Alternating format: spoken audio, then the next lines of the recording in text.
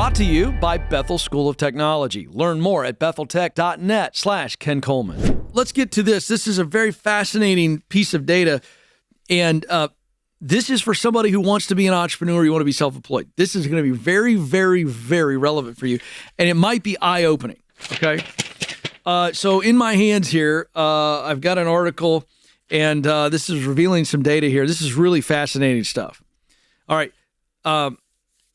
Just quick little fun question. How many of you out there, if you were going to take a guess, what's the percentage of Americans that would like to be self-employed? And what do you think it is?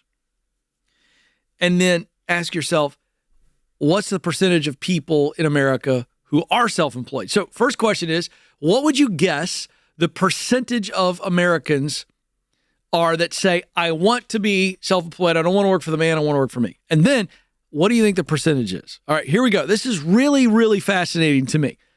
Maybe it won't be to you. We'll see. 70% of Americans say they want to be self-employed. Do I have a drum roll sound over here? I don't think I do. Do you know what the percentage of people who actually are self-employed? 70% of Americans. Oh, thank you, Joe. 70% want to be self-employed. The number is 6% are. 6%. We need the wah, wah, wah. That was a lot of buildup for what? So why then do we have this massive gap when we have 70% of Americans, when polled, say, I would like to work for myself, but the actual number of people working for themselves is 6%. That is massive. So here are the real numbers. In 2023, from the Bureau of Labor Statistics report, roughly 16.2 million out of 266 million Americans are self-employed. That's where we get the 6%. So this is the question. This is a separate Dartmouth study. They asked this question. Suppose you were working and could choose between different kinds of jobs. Which would you prefer? Being an employee or being self-employed? And that's where we get 70% of Americans said they want to be self-employed. So when posed that question, which would you choose? People say, oh, well, I'd rather work for myself, right? Okay, that's what they say they want. So then why are so few Americans actually acting on their desire to be self-employed? Well, I want to walk through what I think are 4 key factors as to why more Americans aren't self-employed. And I reveal these because I think there are a lot of you that are listening and watching that are in the same boat. You're going, I'd love to be self-employed, but I can't. And maybe you haven't identified the factors. If we can identify the factors, then for those of us who want to actually do it, you should kick the tires. Here we go. Factor number 1, fear. Straight up fear. Let me tell you something. It's one thing to collect a paycheck from somebody else. It's another thing to realize that you are going to have to pay yourself. It's all on me. I'm self-employed. It's on me. It's not on the man anymore. We may not like the man. We want to gripe about the man, but the man carries all the stress. And all of a sudden, when we go, wait a minute here. If I'm going to work for myself, I'm the one that has to make payroll, even if it's just me. By the way, the stress factor rises exponentially when you're carrying the paychecks of other people. I mean, it's stressful enough to go, well, it's just me. And now you start hiring employees and you got to cover them too. Fear. Fear of financial failure. Fear of failing others. This is a major factor to why we see 70% of Americans want to be self-employed, but only 6% are. Scary stuff. By the way, I'm not in any way making fun of this. I'm not judging the 70.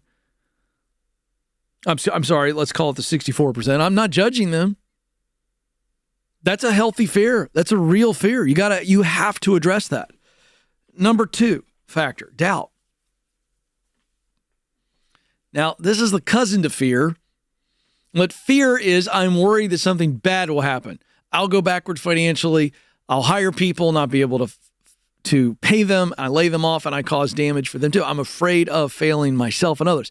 So fear by definition is I'm worried that something bad will happen if I move forward.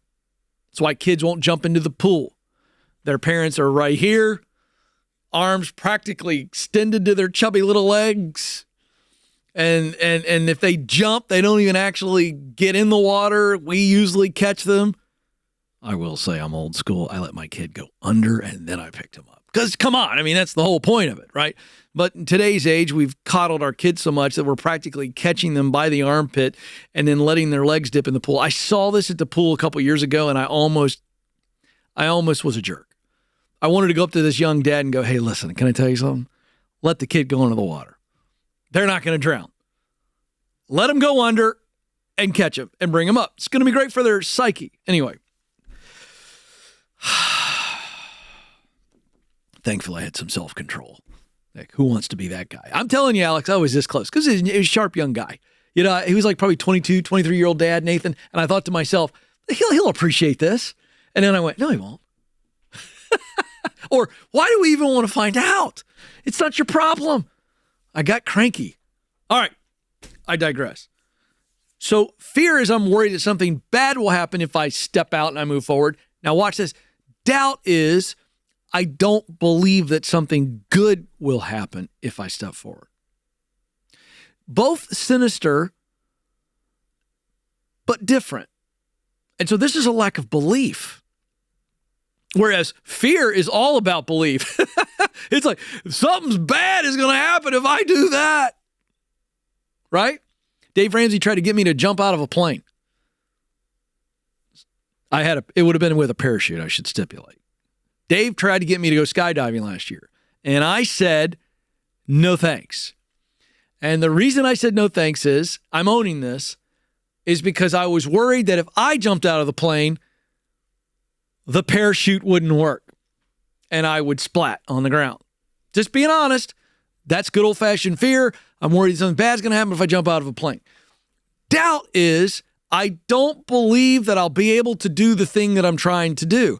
I just don't think I got it. I don't have what it takes. So a lot of people are going, I don't think that I can actually start a business, grow the business, and sustain the business. It's just good old-fashioned doubt. Number three is peer pressure.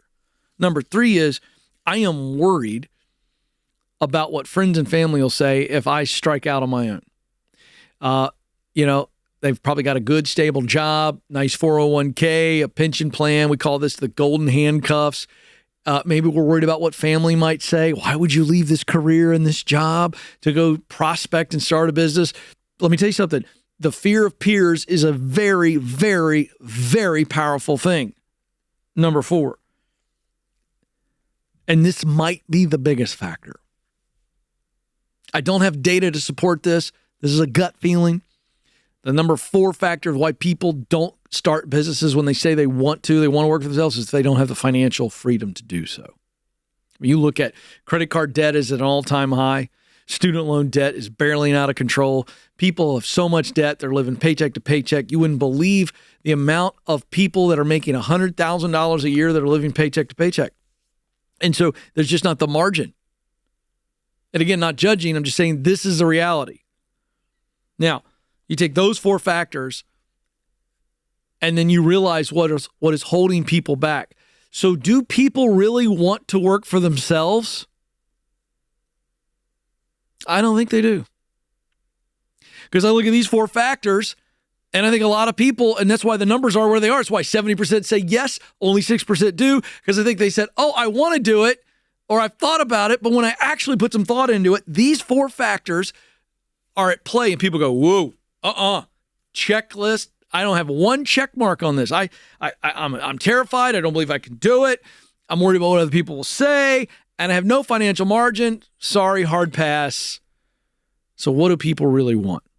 And what's the lesson? What people really want, when they answer a question like this is they want freedom. They want freedom to do what they want when they want. But in order to get to the point where you do this, you are going to have to get over fear, get over doubt, get over the peer pressure, and you're going to have to create financial margin to where working for yourself is something you can do in a sequential process. Start small, grow slow, and I'm not putting my family's provision, my survival on the business. And until you can do it that way, you shouldn't try to do it. But warning, even if you can do it that way, understand that being self-employed is the hardest job on the planet. It's really hard. And some of you just aren't cut out for it. And that's okay. This is the Ken Coleman Show. Launch your tech career today at betheltech.net/Ken Coleman.